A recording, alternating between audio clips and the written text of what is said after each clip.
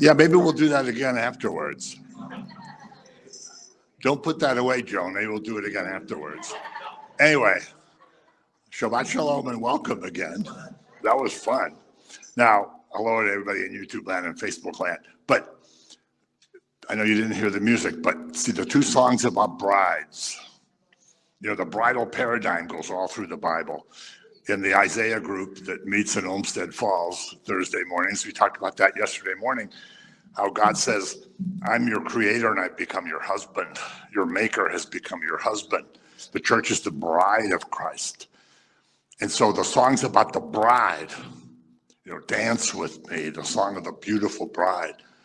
Nobody goes to more churches than I do, and I've never been to a church that's perfectly beautiful with everybody in it perfectly beautiful. But it says the church is going to be a beautiful bride. In Ephesians, is it 4 or is it 5? 4? I don't know. Paul says God will, the church will be presented as a pure and spotless bride. And again, I don't know any church where everybody's pure and spotless, but we're going to be a pure and spotless bride. And so those pictures you saw of the Messiah hugging his bride, that's what we're going to have on that day. Ooh, I hope it's tonight. Oh, that'd be awesome. I hope it's before we leave here. That would really be awesome. We'd forget all about this boring talk and we'd go right to our mansions. So anyway, but the reason we're doing all this wedding stuff is we're going to talk about, I think the volume has to go down a little bit. We're going to talk about the wedding at Cana, specifically the miracle at Cana. And there's going to be two important points I want to bring out of this. I mean, everybody knows the passage. Everybody knows the story. Everybody knows that it's the first miracle. It's in John chapter 2. But there's a couple of important points we're going to get to as we go.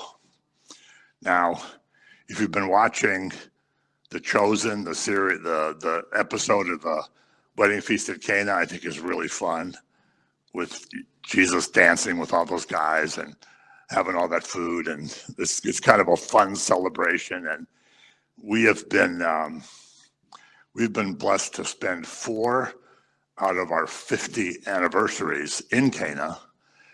And I always like to tell everybody that Cana's a predominantly, well, it's a 99% Muslim. It's some parts of it are kind of scary to walk around in, drive around in, but I'm sure a lot of that is my imagination. But there's a beautiful little Orthodox church on this little street called Churches Street. It's funny, it's not Church Street, it's Churches Street. There's this beautiful little Orthodox chapel, and there's a plaque there that says, this is where the wedding feast at Cana was, you know, right on this ground. And when we were there for one of our anniversaries, the Orthodox priest was there, and he came and talked to us and prayed over us, and it was really nice. And then if you go, I don't know, about 100 more yards out and up, I don't know the directions, there's a Catholic church that has a plaque that says, this is where the wedding feast at Cana was. So I always like to say, well, it was somewhere here. Or maybe it was a big enough feast that it covered this whole area. I don't know. But when the church is presented as a pure and spotless bride, it's going to be a fun wedding feast. You know, heaven's called the wedding supper of the Lamb. The Lamb presents his bride to the Father. The Father's found a bride for his Son. And all these things parallel what humans do. It's pretty amazing. There's a bridal paradigm. That the Dance With Me, the Song of All Songs, of course, is the Song of Songs. The book, The Song of Songs, sometimes called the Song of Solomon. I don't know if any of you have ever studied it, but if you haven't, whew, pretty soon I'm going to have all the audio teachings I did on it on a website. But it's just unbelievable. It changed my whole life. And about, I don't remember how many years ago it was now, because I was still working.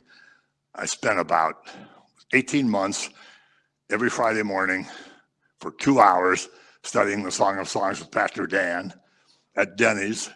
So we'd get, I'd make rounds and we'd get there at 6 o'clock and we'd sit there till 8 o'clock and I would be writing notes. And once in a while I would start to tear up and start crying. And sometimes when he was making a point, he would stop and look at me and say, "Are you going to cry again?" And I'd say, "I might," because it was just so powerful. And so a lot of this we learn from what happens here in John chapter 2. Now, everybody knows the passage, so we'll just read it quick. On the third day, we'll get to that in a minute. On the third day, there was a wedding in Cana of Galilee, and the mother of Yeshua was there. Now, both Yeshua and his disciples were invited to the wedding. And when they ran out of wine, the mother of Yeshua said to him, "They have no wine." Yeshua said to her, "Woman, what does your concern have to do with me? My hour has not yet come." His mother said to the servants, "Whatever he says to you, do it." So that's kind of an interesting passage. So there's a wedding. There, Mary's invited. Jesus is invited. He's got some disciples. He doesn't, if you read that, he doesn't have all 12 yet, but he has a bunch. I think it's 5, but I'm not positive. But anyway, they're also invited to the wedding. And so, John's gospel, the beginning of John's gospel is set up like the book of Genesis. So the first day, the next day, the next day, the next day. This is the third day. And the certain apostles are called until you get to my favorite one, which was Nathaniel and the Jacob's ladder. I just love that passage. And, there's a lesson, well, I'll tell you some other time, a powerful lesson I learned about Nathaniel. But, Nathaniel goes from saying, "Can anything good come out of Galilee?" to having Jesus say to him, "Hey, you're going to see greater things than this. You're going to see angels ascending and descending on the Son of Man." In other words, you're going to see, like what Jacob prefigured with his little ladder, you're going to see hugely. You're going to see it happen on me, because I'm the ladder between heaven and earth. So the first part of it is set up like Genesis. And this, of course, is the first miracle. And it happens in an obscure place, somebody's wedding. We don't even know these people's name. Most marriages at this time were arranged. A couple was betrothed for a year or so, and a betrothal was different than an engagement even. It was marriage without living together. And it doesn't mean that they were casually dating. It doesn't mean they went to a movie on Saturday night. It was almost like a marriage. We don't know who this couple is, but probably an arranged marriage. And it's in an obscure place with obscure people. He doesn't do this at a wedding in Jerusalem. Doesn't do it at a wedding where one of the Pharisees' daughters is marrying one of the other Pharisees' sons, and they're having this big important get-together, a big important social event. It's a very obscure place. That doesn't mean it wasn't fun.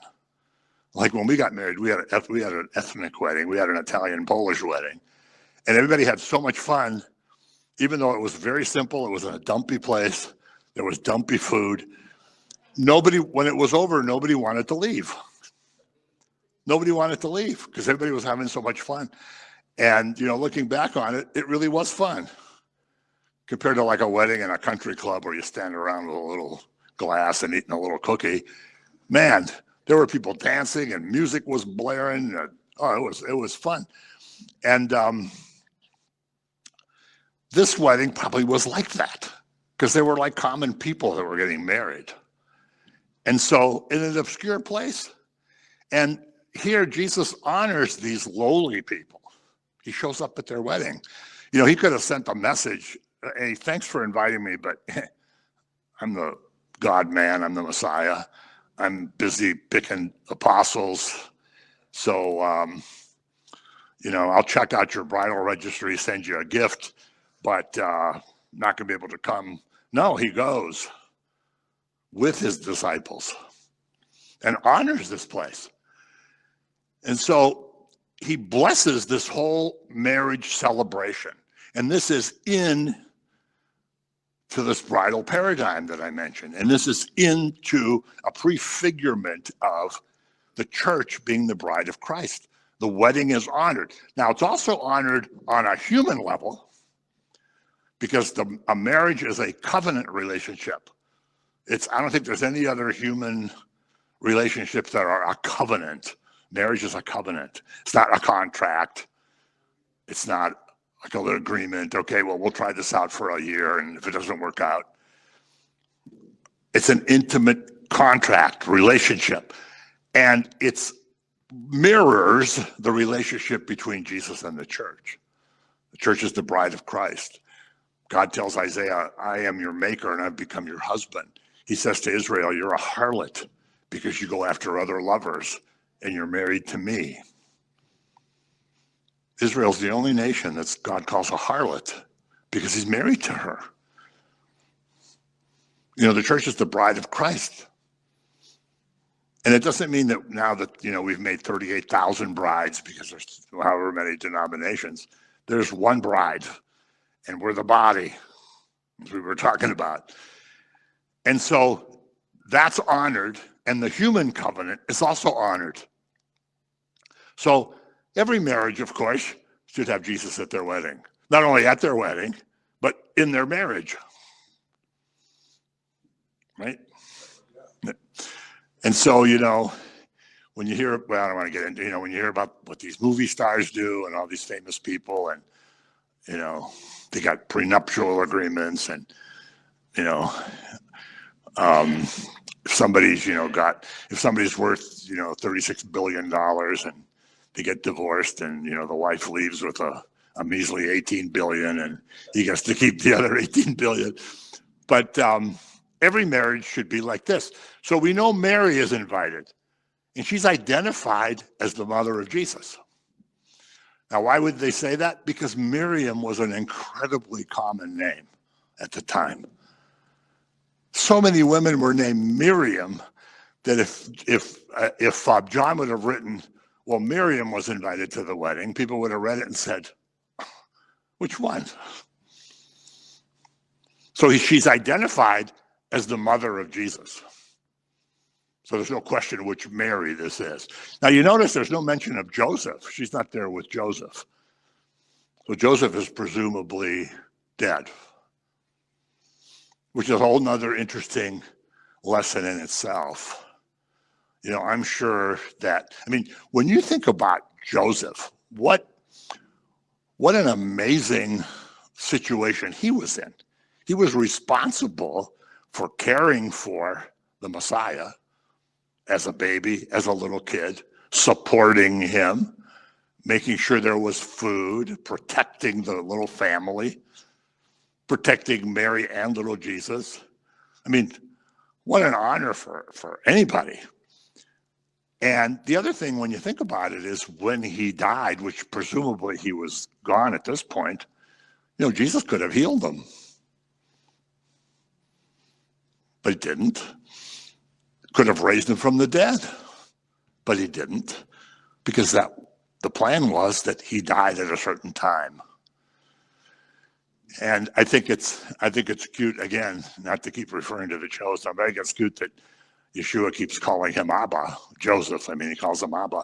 And then he goes to visit his grave when I can't remember what the episode was, but he went to visit his grave and he was standing there kind of teary-eyed, and then Mary comes over and she gets kind of teary-eyed, and Jesus says, oh, I miss him. I still miss him. And I thought, wow, that's really cool. Jesus would have, as an adult, would have still remembered, like, wow, I really miss Joseph. And of course, in the ancient tradition, he would have been called the son of Joseph. So there's no mention of him. So Jesus and his disciples come. There's, I think, 5 disciples at this time. You can count and find, he didn't have the full complement yet. Philip and Nathaniel for sure. So these guys find they're going to go to a wedding feast with him. So they're thinking, oh boy, this is fun. We got this new rabbi and we're going to this wedding. And, the weddings went on for days. I mean, days, 3 days, 5 days was not unusual.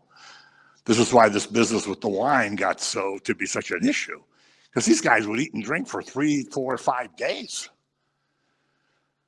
And they kept bringing food and bringing wine. And so these guys figure, hey, man, we're gonna live it up. We got this new rabbi. We're gonna live it up at this wedding. But little did they know the ultimate feast they were gonna have with him. The ultimate feast we're gonna have with him. The marriage supper of the Lamb. The table's already set. Woo. I hope we'll be going up there today, maybe even tomorrow. But the table's already set. And so these guys are probably excited. So the host of this feast, the host of this wedding, he had planned everything out, but all of a sudden there's a need. Something happens. See, whoever planned this and we feel that we can plan everything. We're sufficient to take care of whatever's going on, whether it's a wedding, whether it's our job, whether it's our life, whether it's whatever. We can plan whatever. We're not sufficient. He found out something was going to cause disappointment. All the planning they did, something was going to go wrong. But it was going to go wrong for a very specific reason. And so Mary, she's presumably a good friend of the couple's parents, or I don't know, they obviously were connected. I mean, she wasn't just an ordinary guest, because she finds out about the problem. Says, they don't have any wine. This is going to really be bad. This is going to be bad. This is embarrassing. It's humiliating. These people expect to be drinking for another 2 days. They're already out of wine. And yes, he's going to make wine. He's not going to make grape juice. So let's get that out. He's going to make wine. So she's concerned about her friends. We don't know when she says this to him, what does she expect? That he's going to take care of the problem? Doesn't sound like he's going to take care of the problem. Does she think, oh man, maybe I shouldn't have told him? He obviously doesn't care. I know he's got a lot more important things on his mind, like the salvation of the world. And all I'm worried about is this wine. So we don't know exactly what she expected, but she says, do whatever he says. So maybe she thinks he's going to do something. And when she says, do whatever he says, it's interesting that she thinks that something's going to happen. And she also thinks that the people that are going to be involved, which is the point we're going to get to, he's not just going to fix the problem by just going. The people are going to be involved. Somebody's going to be involved. And he'll have a plan. Even though this sounds like a rebuke, we've heard a lot about this passage. Woman, why, what concern is that of mine? Like Jewish men didn't talk to their mothers that way. Kind of unusual, Jewish boys tend to be mama's boys. But, oh, come on, that's a little joke. But it's true. And then some people say, well, the word woman, was a sign of respect for her, and he was submitted to her. I don't know. But anyway, she assumes he's going to have a plan to fix this problem. Now, there were 6 water pots of stone, according to the manner of purification of the Jews, containing 20 or 30 gallons apiece. Jesus said to them, fill the water pots with water, and they filled them up to the brim. Did they just put a little bit of water in them? Fill them to the brim. And he said to them, draw some out now and take it to the master of the feast. And they took it. When the master of the feast had tasted the water that was made wine and did not know where it came from, but the servants who had drawn the water knew. Keep that in mind. The servants knew. The master of the feast called the bridegroom. So water's turned into wine. Here's these big stone jugs. I keep forgetting how much water that would be to fill each of them to the brim. A lot. There's a well probably in the middle of town, or nearby, these guys had to fill up all those stone jars, each of them having 20 or 30 gallons, to the brim with water. That took a while, a bucket at a time, filling them up. Somebody worked to get ready for this miracle. We are working in order to have the stage set for whatever God's going to do in the world. We saw food multiplied in Mexico, and it was really quite amazing. We'll talk about that some other time.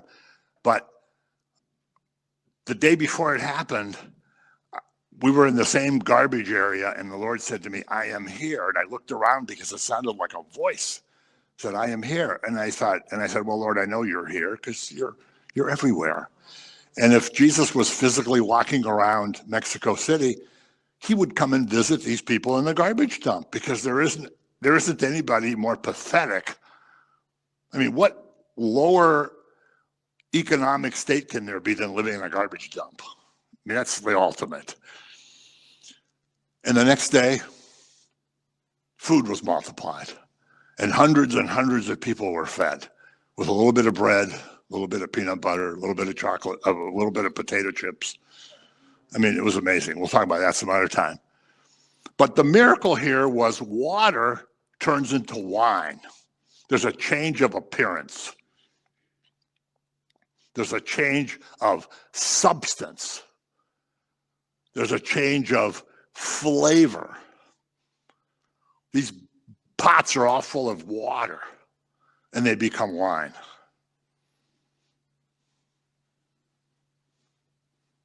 If you'd have put your finger in it before he did it, you would have said, yep, that's water. Afterwards, you would have said, wow, that's wine. It's really good. He didn't make cheap wine. He made really good wine. Why? And why did he fill them to the brim? Because he gives abundance. I've come that you might have life and have it more abundantly. You know, like when David says, my cup runneth over, like we do at the Seder.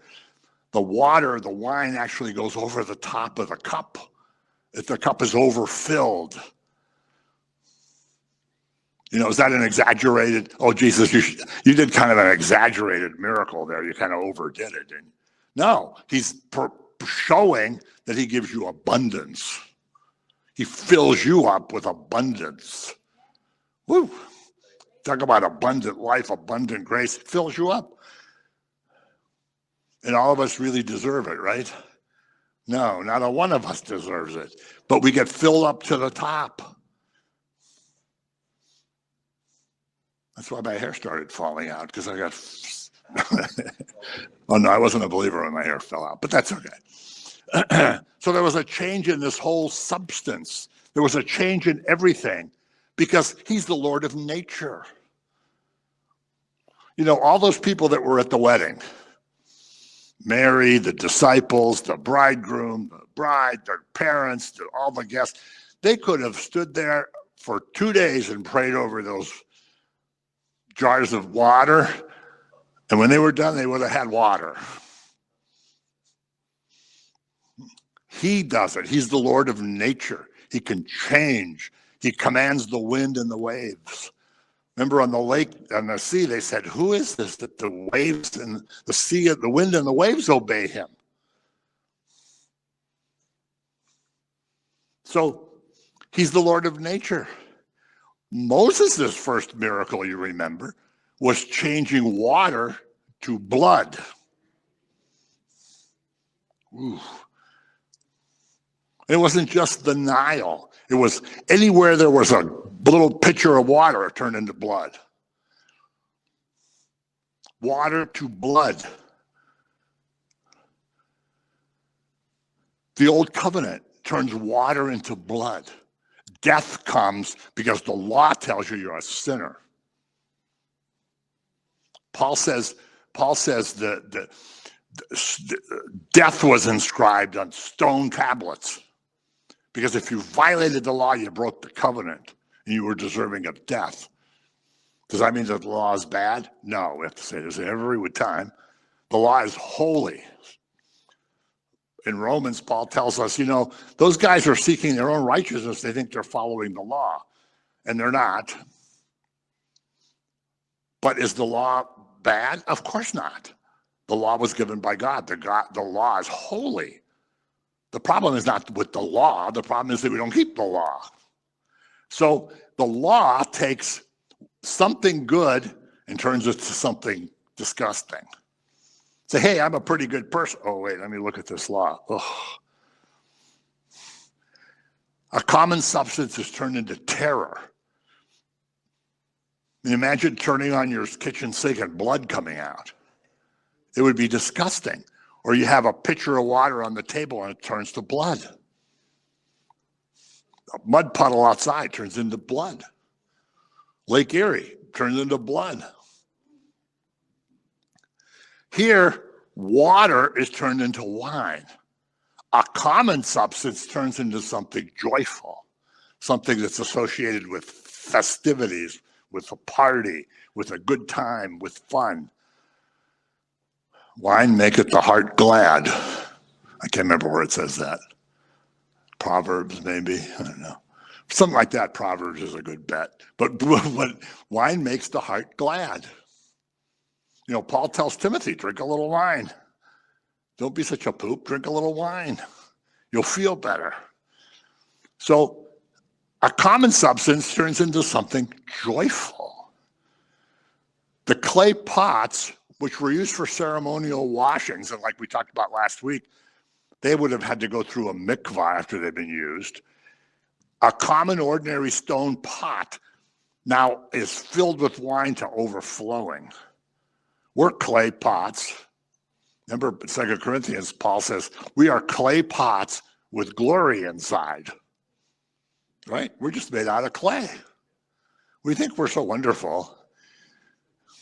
And we think that, if you go to every doctor in the world and have as many tests done as you can, everything with your clay pot's going to be fine. It isn't going to be fine. It's a clay pot. But we have glory inside. That wine overflowing the stone pots is what happens in us. So when we come to him and repent and the Spirit fills us, we have grace overflowing us that the law did not do. Yes, no, yes. So it's something joyful. So grace and the gospel bring joy and comfort. There's the mediator of the new covenant, the Messiah, the God-man, saying, you know what, I'm going to take this water and I'm going to make something really fun out of it. I'm going to take your miserable stone pot and I'm going to fill it up with something really cool. I'm going to take your dirty insides and clean all the dirt out. Then the Spirit's going to flow through you and regenerate you. And you're not going to be what you were before. You're going to be a regenerated person. So 6 jars that held 20 to 30 gallons filled to the brim. So it took the shadow of the law, the traditions that went into all this, and brought this joyous amount of wine, an excess of wine. If they'd have looked in and there would have been like a quart of wine in each thing, they would have said, well, I'm glad you made wine, but how long is this going to last? A lot of wine. And it's instantaneous. It doesn't tell us that he had a little ceremony over the wine. He didn't say, oh, come on, all you guys, come over here. Let's pray over these jars. He doesn't say a prayer. And he doesn't check it to make sure that it worked, so to speak. Geez, I hope this miracle worked. I better test it first, because if it's still water, not only am I going to be embarrassed, but my mother's going to be embarrassed. He doesn't take any of it to test it out. He says, take it to the expert. No question in his mind at what's happened. And of course, the expert, as you know, says, wow, most weddings, after people have been drinking for a while, they start bringing out the inferior wine. And those guys are so drunk, they don't know the difference.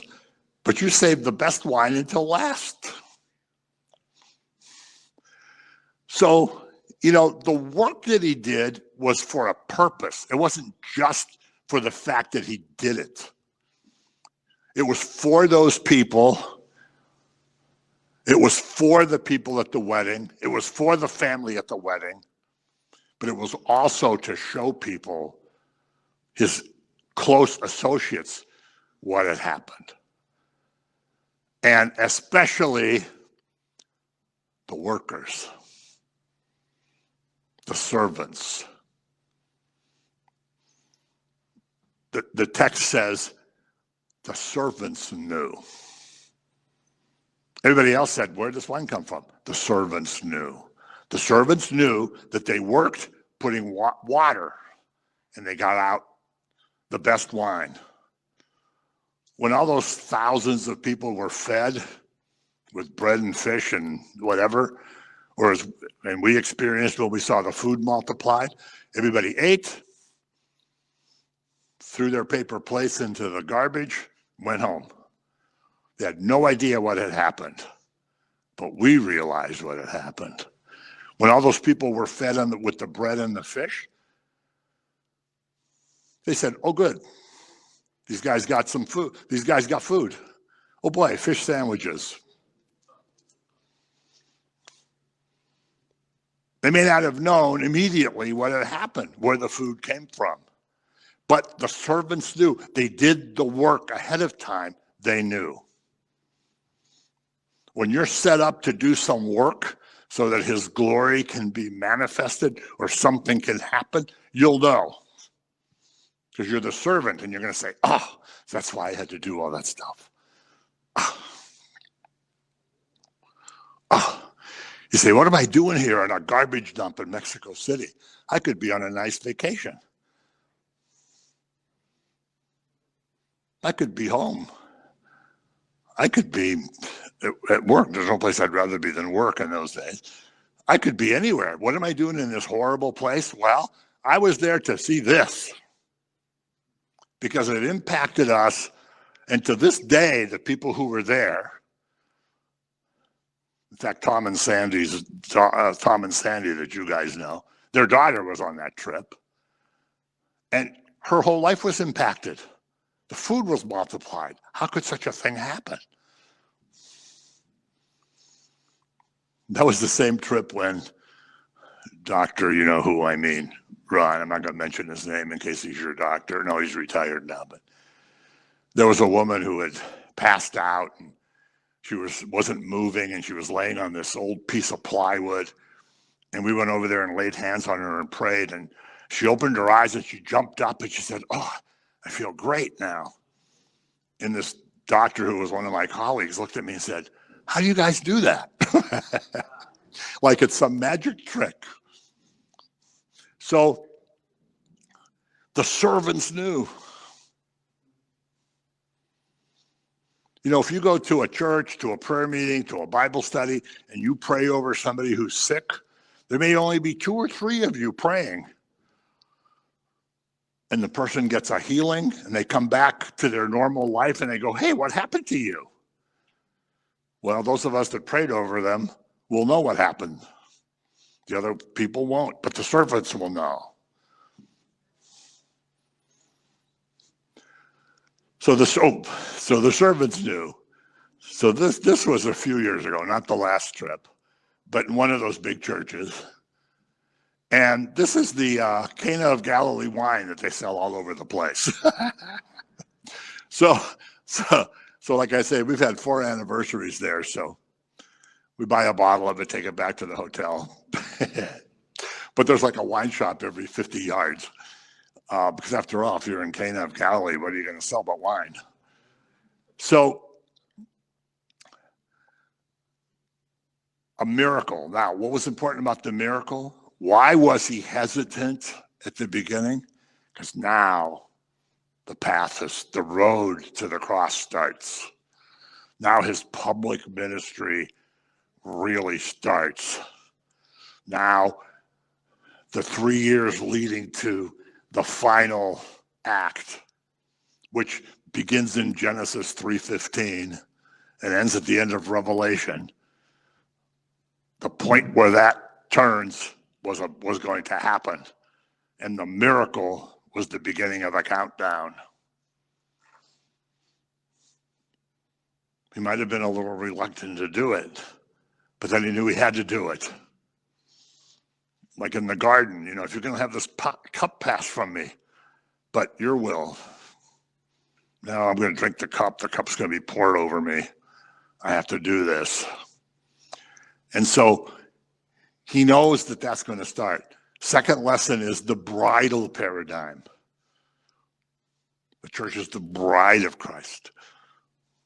If you get a chance to study the Song of Songs, please do. I'm going to put it on the Roots and Foundations site. I just put Colossians on for those of you that are on the email list. But I'm going to try to hurry up and put the Song of Songs on because it's such a powerful book. And so the bridal paradigm is emphasized. And of course, the fact that the servants knew. That's my favorite line in the whole thing. I did this talk at a Messianic congregation, not too far from Cana. And I told the pastor that we were in Cana and it was our anniversary. And I kind of wanted to do a thing on Cana, and I put this together, but I didn't have PowerPoints there. But it was such a powerful thing to understand. The servants knew. And I have to give credit to John Wimber. If any of you go to Vineyard churches, John Wimber has this beautiful teaching. I'm sure you can find it on YouTube, called The Servants Knew. And he goes over this. He goes over the feeding of the 5,000. And he says, nobody knew what happened, but the servants knew. The people who are doing the work realize what's happened. The people who are just out there kind of, the 47-minute crowd at church, they have no clue what happened. But the servants know. So that's I guess, 3 lessons. I thought this was going to be short, but I guess it was kind of long. Anyway, so thanks for coming. Let's close. May the Lord bless you and keep you. May he let his face shine upon you and be gracious to you. May he lift his countenance upon you and give you his peace, his true shalom, that's all encompassing, complete security, complete protection, complete happiness that the world cannot give. But he gives it to us because he is the Sar Shalom, the Prince of Peace. Amen.